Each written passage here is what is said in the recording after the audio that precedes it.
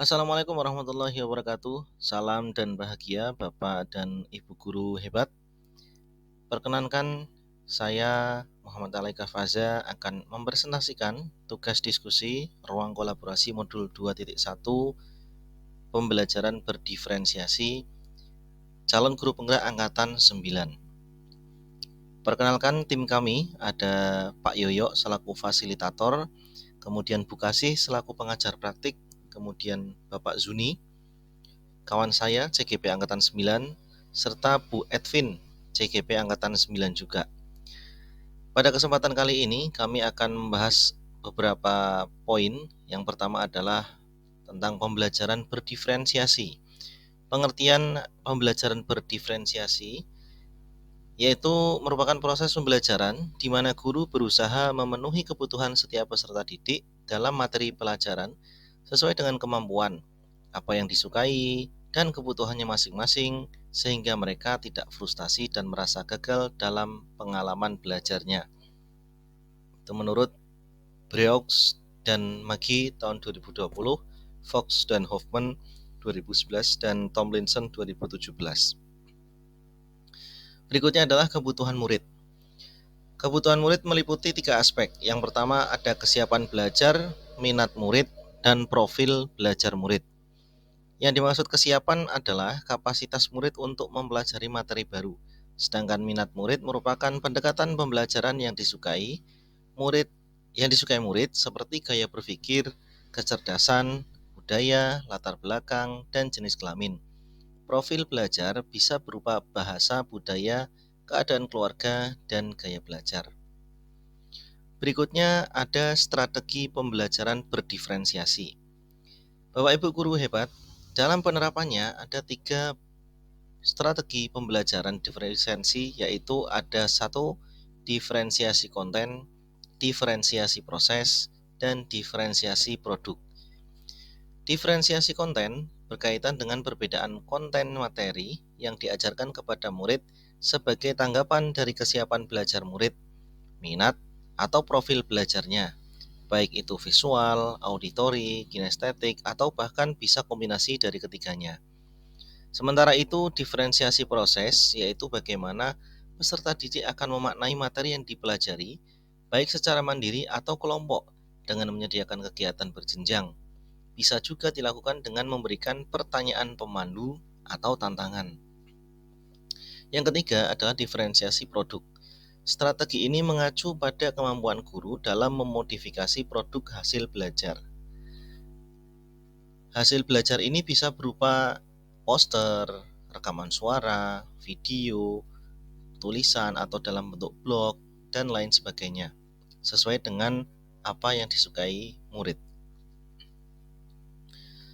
Kemudian pada kesempatan kali ini kami akan berusaha menganalisis sebuah kasus, yaitu kami ambil kasus 4 di SMA tentang pembelajaran yang dilakukan oleh Ibu Derana. Berikut kami bacakan skenarionya. Bu Derana adalah seorang guru biologi SMA. Ia mengajar murid-murid kelas 10. Adapun tujuan pembelajarnya adalah murid dapat menganalisis berbagai tingkat keanekaragaman hayati di Indonesia beserta ancaman dan pelestariannya. Karena situasi sedang pandemi, Bu Derana kemudian menggunakan metode flip learning, di mana sebelum pertemuan daring dengan guru, ia meminta murid-muridnya untuk mempelajari dulu materinya. Bu Derana telah menyiapkan paparan tentang materi keanekaragaman hayati yang dapat diakses secara mandiri oleh murid-muridnya. Di dalam paparan ini, Bu Derana menjelaskan tentang konsep kunci dari keanekaragaman hayati dan tingkatannya, baik keanekaragaman ekosistem, keanekaragaman spesies, maupun keanekaragaman genetik. Ibu Derana juga menyediakan beberapa sumber belajar yang berkaitan dengan wilayah kritis keanekaragaman hayati di Indonesia. Sumber yang ia sediakan misalnya artikel dari koran, video-video dari KHT, WWF, Greenpeace, yang diambil dari internet. Untuk membantu murid-muridnya belajar mandiri, Ibu Derana menyiapkan beberapa pertanyaan pemandu. Setelah tahapan belajar mandiri, murid-murid kemudian diminta mengikuti kuis tertulis dengan pertanyaan terbuka, di mana setiap murid akan diminta untuk memberikan umpan balik terhadap jawaban dua temannya. Ibu Dirana memastikan setiap anak mendapatkan umpan balik dari temannya. Ibu Dirana lalu meminta murid membuat jurnal refleksi yang harus dilengkapi sebelum mereka masuk ke tahapan pembelajaran sinkron melalui pertemuan Google Meet. Dalam tahap forum diskusi sinkronus, guru memberikan pertanyaan pemantik untuk memulai. Pertanyaan-pertanyaan tersebut diantaranya, tingkatan keanekaragaman hayati mana yang paling penting dilindungi terlebih dahulu? Mengapa? Kapan terancamnya keanekaragaman hayati ekosistem dapat mengancam keanekaragaman hayati spesies dan genetis? Mengapa? Yang terakhir adalah pertanyaan-pertanyaan lainnya yang dapat memperkaya materi dan pemahaman murid akan konsep. Selama proses diskusi daring, Ibu Dirana mengamati jawaban-jawaban murid untuk mengetahui apakah ada miskonsepsi yang dimiliki murid, atau apakah ada murid-murid yang tampak belum paham. Di akhir sesi diskusi, Bu Dirana memberikan murid tantangan untuk membuat paket info digital yang mengidentifikasi ancaman pada suatu lokasi di wilayah Indonesia yang membawa dampak negatif bagi 3 tingkatan keanekaragaman hayati sekaligus. Berikut rekomendasi penanganannya. Bu Dirana memperbolehkan murid memilih sendiri lokasinya berdasarkan kasus yang nyata terjadi di Indonesia. Bentuk paket info digital pun bebas sesuai kenyamanan murid, misalnya video singkat, poster digital, situs web, rekaman suara, dan sebagainya. Asalkan semua informasi yang disajikan sesuai dengan rubrik penilaian yang diberikan dan telah didiskusikan bersama. Murid kemudian bekerja sama secara mandiri berdasarkan tenggat waktu yang telah disediakan. Selama murid-murid bekerja, Bu Dirana juga menyediakan slot-slot waktu tertentu untuk bertemu dengan beberapa murid yang berdasarkan hasil penilaiannya masih memerlukan bantuan. Di dalam slot waktu khusus ini, Bu Dirana menjelaskan kembali konsep-konsep serta memberikan banyak contoh. Dari skenario pembelajaran di atas, ada 4 pertanyaan yang muncul. Yang pertama, apakah kebutuhan belajar murid yang berusaha dipenuhi oleh guru tersebut? Kelompok kami menyepakati ada 3 aspek yang berusaha dipenuhi oleh Bu Dirana. Yang pertama adalah kesiapan kesiapan belajar atau readiness, kemudian minat dan juga profil. Kesiapan belajar atau readiness ini adalah beberapa penggalan-penggalan skenario yang menyatakan bahwa Ibu Dirana berusaha mempersiapkan kondisi siswa agar siap belajar. Di antaranya, Bu Dirana meminta murid untuk mempelajari materi terlebih dahulu sebelum bertemu secara online.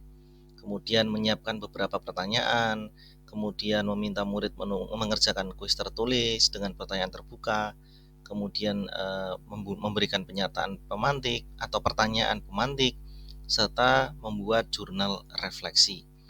Yang kedua adalah minat.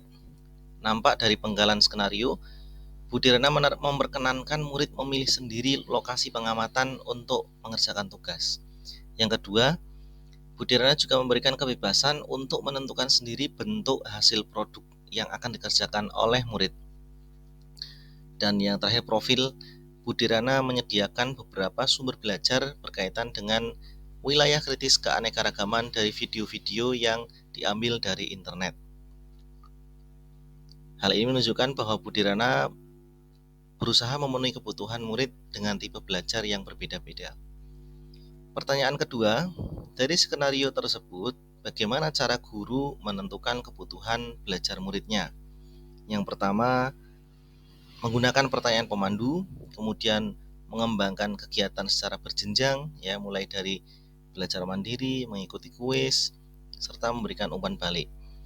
Berikutnya, mengembangkan kegiatan yang bervariasi, kemudian memvariasikan lama waktu pengumpulan tugas, serta menyediakan waktu khusus untuk memberikan bantuan kepada siswa atau murid yang mengalami kesulitan.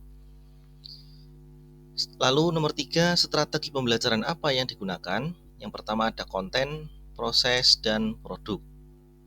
Berikut untuk konten ditunjukkan pada penggalan Bu Budirana menyediakan beberapa konten materi yang akan dipelajari siswa, baik video, artikel, dan lain-lain. Kemudian proses, banyak sekali yang menunjukkan bahwa Budirana berusaha untuk memberikan kegiatan konten atau diferensiasi proses. Yang pertama ada meminta murid untuk belajar mandiri, kemudian mengikuti kurs tertulis, memberikan umpan balik, dan lain-lain. Dan yang terakhir adalah diferensiasi produk. Ditunjukkan pada penggalan skenario bahwa Budirana memberikan kebebasan kepada siswa sesuai dengan kesukaannya untuk membuat konten, bisa berupa video, poster, situs web, rekaman suara, dan sebagainya. Dan pertanyaan keempat, bagaimana guru tersebut melakukan penilaian? Budirana melakukan 3 penilaian, yaitu penilaian sikap, penilaian pengetahuan, serta penilaian keterampilan. Selain itu, Budirana juga melakukan penilaian assessment for learning, assessment as learning, dan assessment of learning. Jadi kalau dilihat dari sudut pandang yang berbeda, maka Budirana melakukan assessment for learning, as learning, dan of learning. Baik Bapak Ibu guru hebat, terima kasih atas perhatiannya. Sekian yang dapat kami sampaikan. Assalamualaikum warahmatullahi wabarakatuh.